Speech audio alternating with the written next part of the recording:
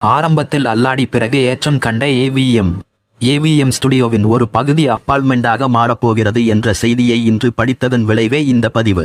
இந்த ஸ்டுடியோ சென்னையில் தொடங்கி பின் தேவகோட்டையில் சிறிது காலம் இயங்கி மீண்டும் சென்னைக்கு வந்த கதை சுவாரஸ்யமானது. ஏவிஎம் நிறுவனத்தின் நிறுவனரான ஏவி மெய்யப்பன் செட்டியார் புதுமையாக எதையாவது செய்து கொண்டே இருப்பார். அதற்காக முதலீடு செய்வதற்கும் தயங்காதவர். ஆரம்ப காலத்தில் காரைக்குடியில் ஏவி அண்ட் சன்ஸ் என்ற பெயரில் இசை தட்டுகளை விற்பனை செய்யும் கடையை நடத்தி வந்தார். அதை பெரிய அளவில் விரிவுபடுத்தினார். 1932 தென்னிந்தியா முழுவதற்கும் விற்பனை உரிமையை பெற்றார். சிறிய ஊரில் இருந்து பெரிதாக சிந்தித்தவர். அதன் பின் சென்னையில் சிவம் செட்டியார், நாராயண ஐயங்கார் என்ற இருவரை சேர்த்து கொண்டு சரஸ்வதி ஸ்டோர்ஸ் என்ற நிறுவனத்தை தொடங்கினார். அப்போது ஜெர்மனியில் இருந்து வெளிவந்து கொண்டிருந்த ஓடியன் கிராமபோன் கம்பெனியுடன் ஒப்பந்தம் ஒன்று செய்து வியாபாரத்தை விரிவுபடுத்தினார். அந்த காலத்தில் கிராமபோன் இசை தட்டுக்களில் கர்நாடக இசை பாடல்கள் மட்டுமே வெளிவரும். அதில் வண்ணான் வந்தானே போன்ற கிராமிய பாடல்களை முதலில் இசைத்தட்டாக வெளியிட்டது சரஸ்வதி ஸ்டோர்ஸ் தான். அந்த பாடல் வரலாறு காணாத விற்பனை தொட்டது. அந்த வெற்றி தந்த தெம்பில் 1935 சரஸ்வதி சவுண்ட் புரொடக்ஷன் என்ற சினிமா கம்பெனியை தொடங்கினார்கள். அல்லி அர்ஜுனா, ரத்னாவளி என்ற 2 படங்களை இப்படி எடுத்தார்கள். இரண்டுமே செட்டியாருக்கு திருப்தியளிக்கவில்லை. சொந்தமாக ஒரு ஸ்டுடியோ இல்லாததால் தரமற்ற கேமராவை கொண்டு படங்கள் எடுப்பதால் படங்களின் தரம் குறைகிறது என்று எண்ணிய அவர் இந்த 2 படங்களில் ஏற்பட்ட கசப்பான அனுபவங்கள் சொந்த ஸ்டுடியோ உருவாக்கம் எண்ணத்தை தோற்றுவித்தது. சொந்த ஸ்டுடியோவிற்காக சென்னையில் இடம் தேடினார்கள். மயிலாப்பூர் கபாலி டாக்கிஸ் அருகில் ஒரு தென்னந்தோப்பு இருந்தது. அதன் உள்ளே விஜயநகர மகாராஜா என்ற மாளிகை ஒன்று இருந்தது. அதில் பேய்கள் நடமாடுவதாக பேச்சு. அதனால் அந்த பகுதியில் யாரும் நடமாட மாட்டார்கள். பேய் பிசாசு பற்றி கவலைப்படாத செட்டியாரும் அவரது பங்குதாரர்களும் அந்த மாளிகையை வாடகைக்கு எடுத்தார்கள். மாதம் 325 ரூபாய் வாடகை. அரண்மனை மாளிகை பிரகதி ஸ்டுடியோவாக மாறியது.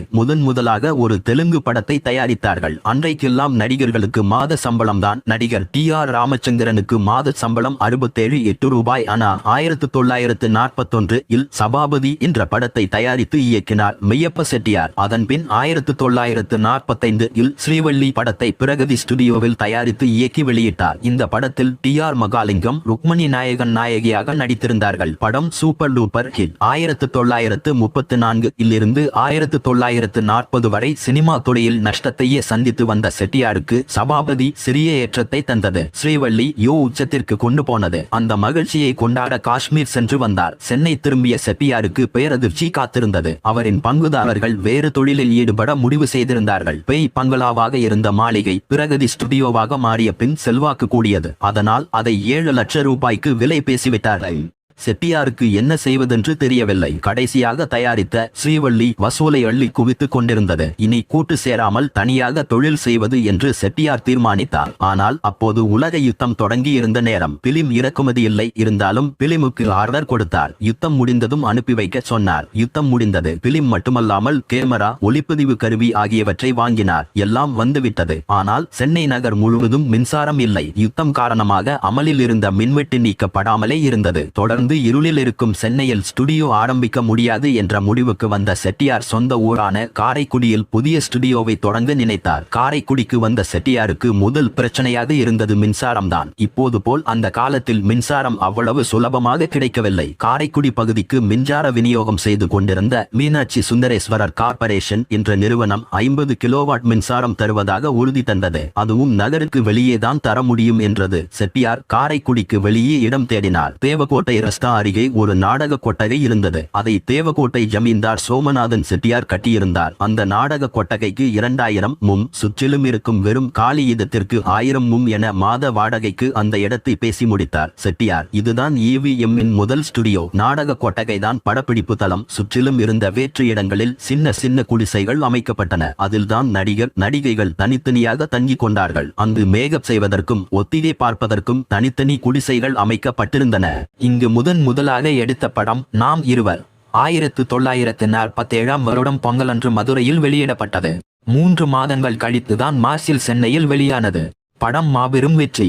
மகாகவி பாரதியின் தேசப்பத்தி பாடல்களை முதலாக சினிமாவில் பாடலாக பயன்படுத்தியது இந்த படத்தில் தான். விடுதலை வேட்கை கொழுந்துவிட்டு எரிந்த நேரத்தில் இந்த பாடல்கள் பட்டி தொட்டிகள் எல்லாம் ஒலித்தன.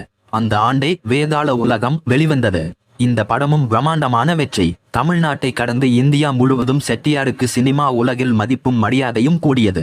தனது நாடக கொட்டகையில் எடுத்த 2 படங்களும் வசூலை அள்ளி குவிப்பதை பார்த்த தேவகோட்டை ஜமீன்தாருக்கு மனம் மாறியது. 300 ரூபாய்க்கு கூட பெருமானம் இல்லாத அந்த இடத்திற்கு செட்டியார் 3000 ரூபாய் வாடகையாக கொடுத்து கொண்டிருந்தார். அது போதாது, தனக்கு 10,000 ரூபாய் வாடகை வேண்டும் என்றார். இது மாபெரும் கொள்ளை என்று நினைத்த செட்டியார் மீண்டும் சென்னைக்கு தனது ஸ்டுடியோவை கொண்டு செல்ல முடிவெடுத்தார். அதற்காக சென்னையில் இடம் தேடினார். அப்போது S.S. வாசன் தனது ஜெமினி ஸ்டுடியோவை விலைக்கு வாங்கிக் கொள்ளும்படி செட்டியாரிடம் கூறினார். உங்கள் ஸ்டுடியோவோ மவுண்ட் ரோட்டில் நல்ல இடத்தில் இருக்கிறது.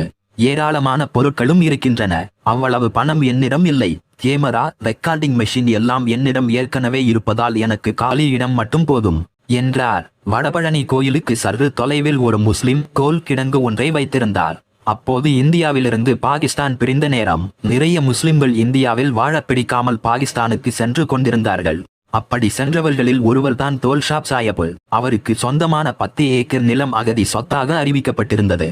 பாகிஸ்தான் பிரஜையாக மாறிவிட்ட தோல்ஷாப் சாயபுவின் 10 ஏக்கர் நிலத்தை ரூ. 37,500க்கு வாங்கினார். சென்னையில் EVM ஸ்டுடியோ உதயமானது. தேவகோட்டை ரஸ்தாவில் ஸ்டுடியோ இருந்தபோது தொடங்கிய பட வேலைகளை மீண்டும் சென்னையில் தொடங்கி படத்தை வெளியிட்டார் செட்டியார். படத்தின் பெயர் வாழ்க்கை. ஜமீன்தாரின் பணத்தாசை மட்டும் குறுக்கிடாமல் இருந்திருந்தால் ஒருவேளை காரைக்குடியும் தேவகோட்டையும் மிகப்பெரிய திரைப்பட நகரங்களாக கூட மாறியிருக்கலாம். யார் கண்டது?